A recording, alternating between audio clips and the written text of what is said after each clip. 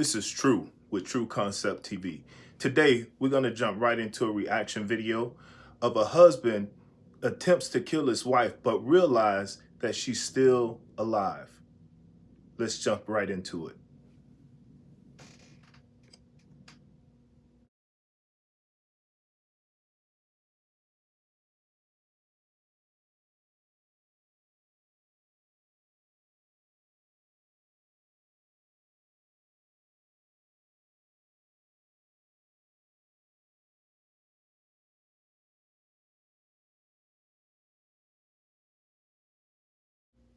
In the early morning hours of Valentine's Day 2019, a woman named Olivia Jones walked the aisles of a local supermarket known as HEB Plus in preparation for dinner with her husband Chris. As she gathered the ingredients, she observed a bouquet of pink and red roses, colors that symbolize tenderness and passion. As Olivia exited the store with the roses in her cart, she was unaware that in less than 40 minutes, she would be dead.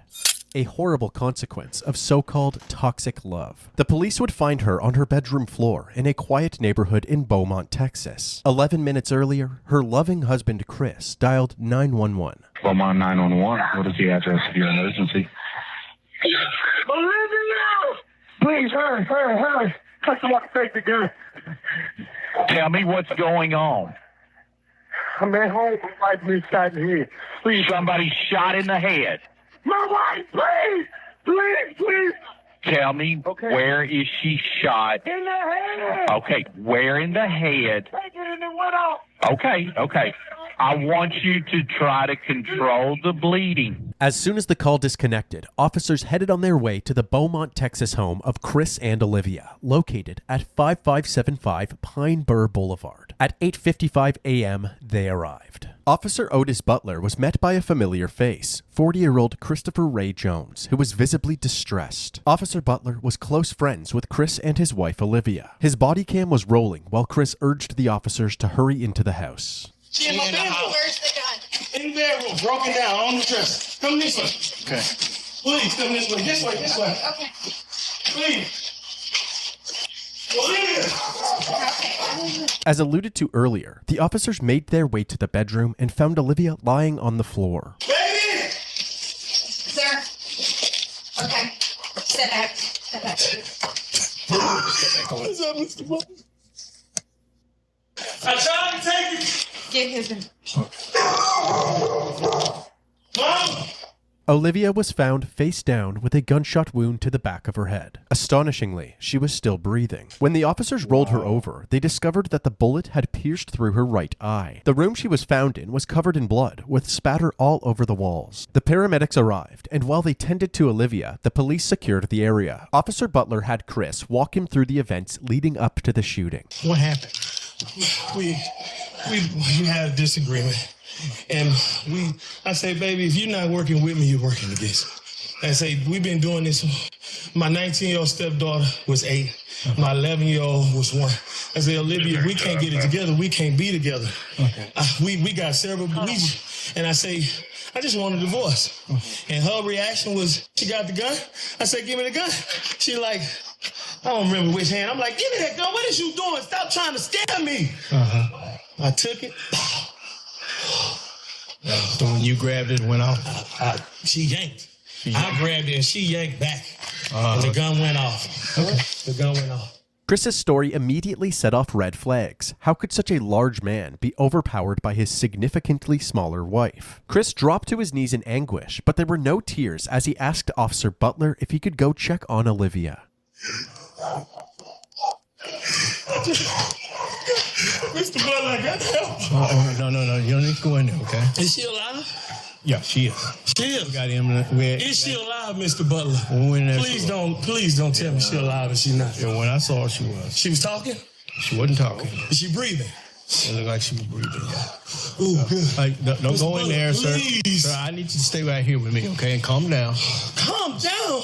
Upon learning that Olivia was still breathing, Chris's reaction seemed strangely devoid of relief or happiness. Another red flag for Officer Butler. Back inside the home, Olivia's wounds proved to be fatal, and just after 9 a.m., she was pronounced dead. Officers searched the rest of the home and noticed that in addition to the surveillance cameras installed on the exterior of the house, there were 2 more cameras mounted in the living room, monitoring the interior of the house as well. They also discovered the gun that Olivia was shot with, a 9mm pistol covered in blood. However, they found it strange that the gun was in a different room from where the shooting took place. If Olivia was holding the gun when it went off, how did it end up in a different room? The only logical answer was that Chris must have moved it. Following this discovery, the officers decided that the best course of action was to detain Chris until they had a better understanding of what really happened. As Chris was getting handcuffed, his 19-year-old daughter, Ariel, arrived at the house. She had already been contacted by Chris, who This guy done unalived his wife. He's trying to cover it up. He's acting out, knowing or forgetting that he got cameras in his home. He get caught up into emotion and can't control his motion. And he unalived her. And he couldn't pull the trigger again, or he thought she was dead. So he gonna call the cops and put this act so he can get away with murder. told her what had happened. She was clearly devastated.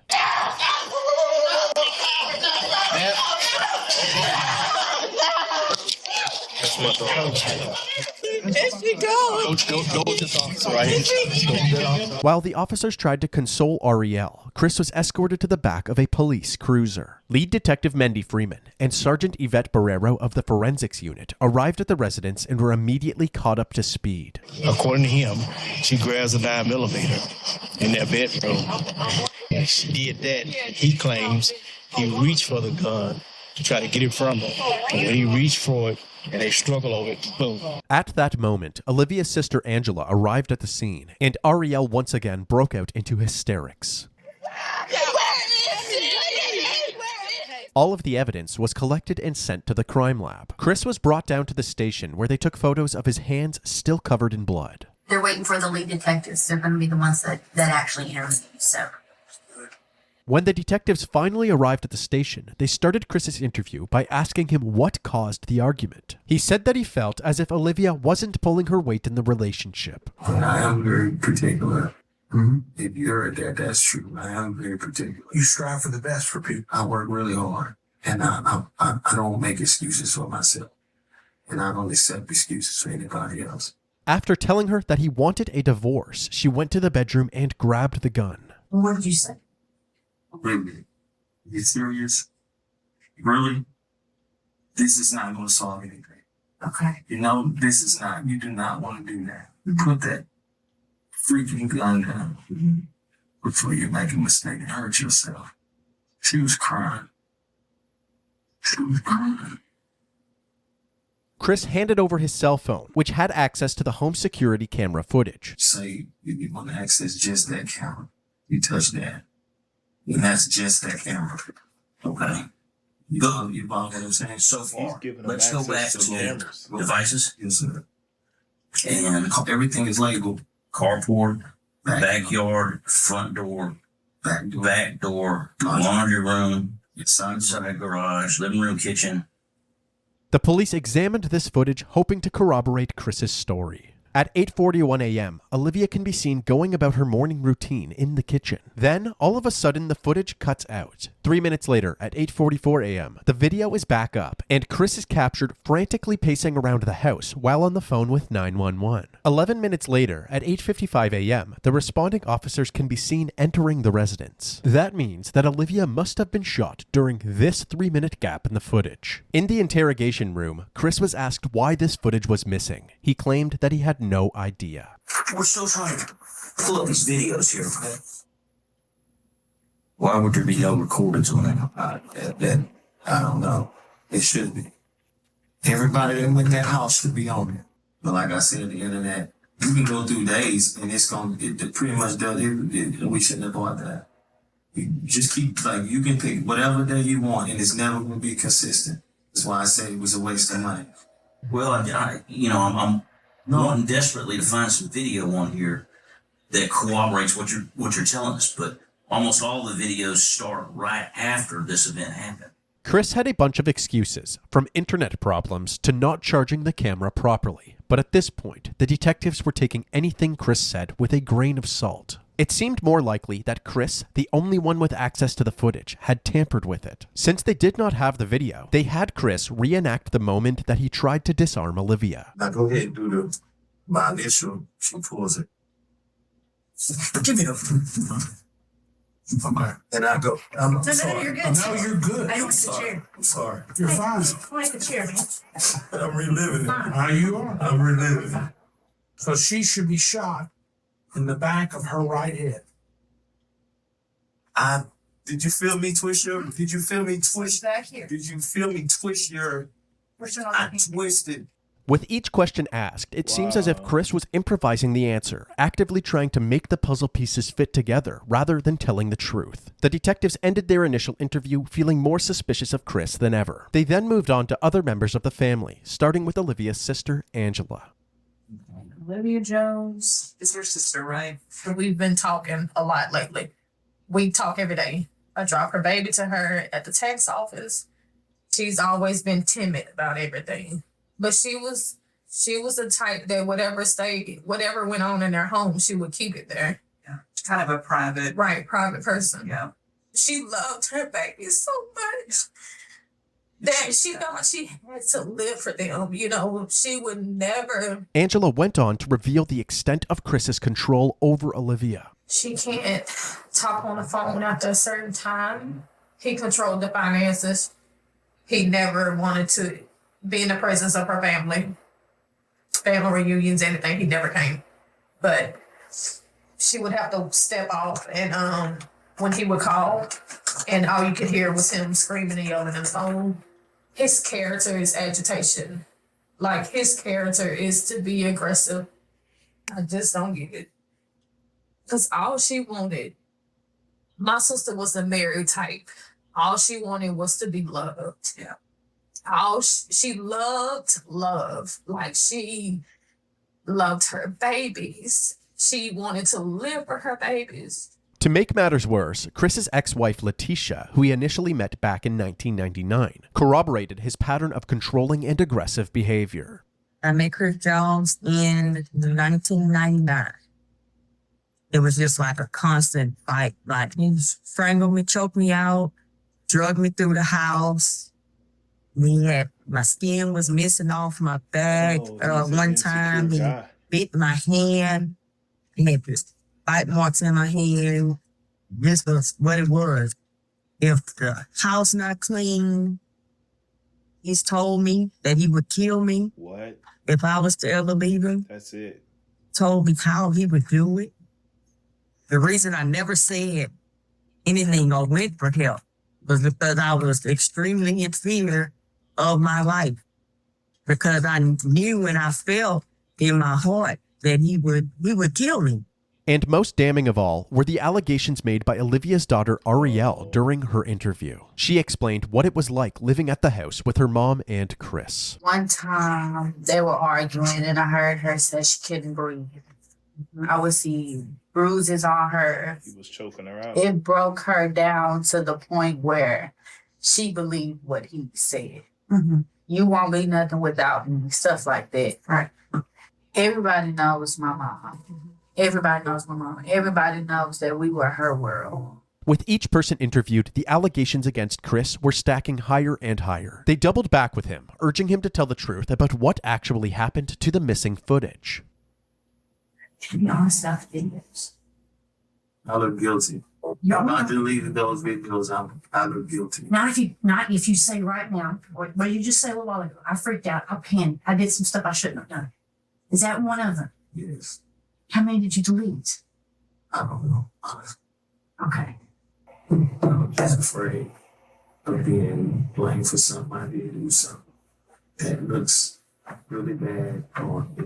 While the confession was a much-needed win for the detectives, there was still no trace of those crucial 3 minutes of footage. However, the detectives did their due diligence. They spent the days combing through all available footage from the house to see for themselves what daily life was like for the Jones family. In these recordings, the true nature of Chris and Olivia's relationship was on full display.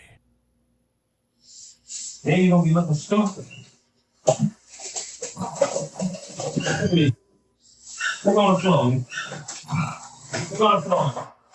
Look on the floor, wife. Look on the floor. Look on the floor. Look on the floor. Look on the that, why is that like that? You're not paying attention. What the man?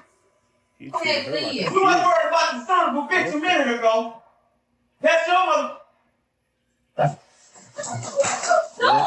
Look at me like that, bitch. I'm not playing with her you. like a kid. Crazy. You want to do something, not enough? Give it here. You got all the goddamn answers. You don't do a goddamn thing around this. Right. This Once again, bitch. once again, she had kids before she met him. He came into her life as stability. That's what he portrayed it. He portrayed stability to her, but he didn't let her know that he was extremely jealous and extremely controlling. So being that she was in survival mode, she accepted him and ignored any sign of controlling or that he had low self-esteem, that he was very jealous. So this is what the result of who he is as a person to lead to her to be unalived by him. Clean this, that's clean. They fell on the floor, so I didn't want to reuse them. You look at it. You don't pay attention to what the f*** you doing. You all over the place, Olivia. You ain't got the chance to claim your f***ing off. Food on the wall. Who you burning now? Me? Harriet don't live here. It's you. It's always been you. Chris would take any chance that he could to bully Olivia, constantly putting her worth into question, even humiliating her in front of her own daughter. When I got the show ass, you didn't have a job. You collected unemployment. You just had off. See? And most men in this world want a woman that got what? See? You wouldn't be doing this if I wouldn't have got upset. You would have bagged that. Life would be so much easier for me if you start thinking. You do dumb because you don't think. See? This footage shed light on Chris's true colors and confirmed the allegations of abuse from Olivia's family. Detectives also looked into Chris's criminal records and discovered that he had a history of violent charges, including multiple assaults in 1996 and a domestic assault in 1998, which landed him in jail for a brief period of time. Even though they were still waiting for ongoing forensic analysis results, authorities believed that they had enough evidence to place charges against Chris. News this morning, a Beaumont man is now facing murder charges in a Valentine's Day shooting of his wife. Police say this man, Christopher Ray Jones, who worked as a correctional counselor at the Beaumont Federal Prison, killed his wife, Olivia. Chris was charged with first-degree murder and second-degree manslaughter in April of 2019. But unexpectedly, within 24 hours after being charged, he was released on a $150,000 bond and was put under house arrest with a GPS monitor. Now a man charged with murdering his wife is back at their home. 40-year-old Christopher Ray Jones was arrested and charged with shooting his wife in the face on Valentine's Day. His bond was set at $150,000. He paid and is now out. Many taking to social media to voice their concerns, stating things like, "Can't believe he's out on a $150,000 bond. That's crazy. What's wrong with our system?" And, "Can't believe they would make his bond so low that he got out. He should not be walking the streets." While out on bail, Christopher was allowed to continue operating the Jones family business, a food truck called One Plate at a Time. The judge allowed Chris to work while out on bail since the food truck is directly beside his home. However, this decision was controversial amongst Olivia's family and the community. They knew Chris was the only person with Olivia at the time of her death, and they they all seemed to believe that he had killed her. This food truck on Concord Road in Beaumont is a hot topic on social media. It's not generating rave reviews from many, but condemnation from a grieving family. I don't see how would anyone want to support someone who murdered their wife on Valentine's Day, which is a day that we are supposed to celebrate love. And the day that she was going to celebrate that with him, he decides to take her life. Chris's image was tainted even further when the results from the crime lab came in. The bloodstain patterns at the crime scene indicated that the gunshot wound could not have happened in the way that Chris described it. Additionally, investigators found no gunshot residue on Olivia's hands, indicating that there was no way she was holding the gun when it went off. There was, however, gunshot residue on Chris's hands and clothing. Despite all of the evidence pointing towards Chris, he pled not guilty to his charges. But before his trial would take place, Olivia's family held a gathering to honor her memory. This Valentine's Day, Praying for you. purple and red balloons filled Rogers Park. Purple means domestic violence, and red was one of her favorite colors.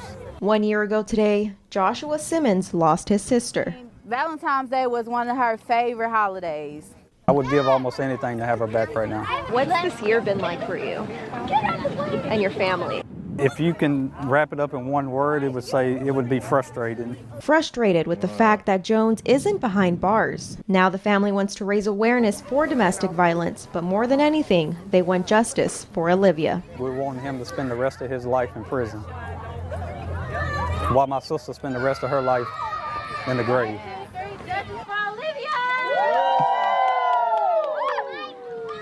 After finally having an opportunity to celebrate Olivia's life, her loved ones would once again have to face her death during Chris's upcoming trial. The courtroom was packed with family members from both sides. It had been over 3 years since Olivia's death, and despite the clear tension between the two families, they all wanted the same thing: justice for Olivia. Prosecutors Jimmy Ham and Mike Laird described Chris as an abusive partner with a violent past, and it was only a matter of time before something like this happened. Chris's defense attorney, Ryan Gertz, argued that Chris only grabbed the gun because Olivia was recklessly handling the weapon, putting both herself and Chris in a dangerous predicament. Forensic pathologist Celestina Rossi provided critical bloodstain analysis and confirmed that Olivia did not have any gunshot residue on her, contradicting the defense's claims that her death was merely an accident. The testimonies and evidence combined ultimately overpowered the defense team, and on February 8, 2022, Christopher Ray Jones was found guilty for the murder of his wife, Olivia Jones.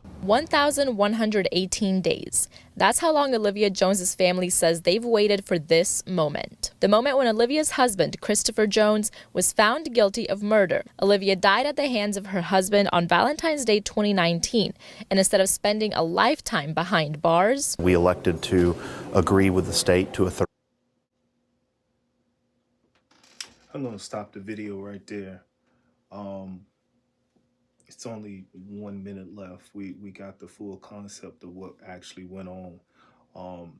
Sad situation. Buddy tried to claim that, he was trying to protect her and it was an accident. He was trying to protect her from her own self, which is hard to believe of how she, she was shot in the eye from the front and it went out the back of her head. So he was a jealous individual, man. Very, very controlling. That lady couldn't do nothing. And those cameras spoke for her. Like I will always say, there's 3 sides to a case: the plaintiff, the defendant, and the truth. Until next time, good night.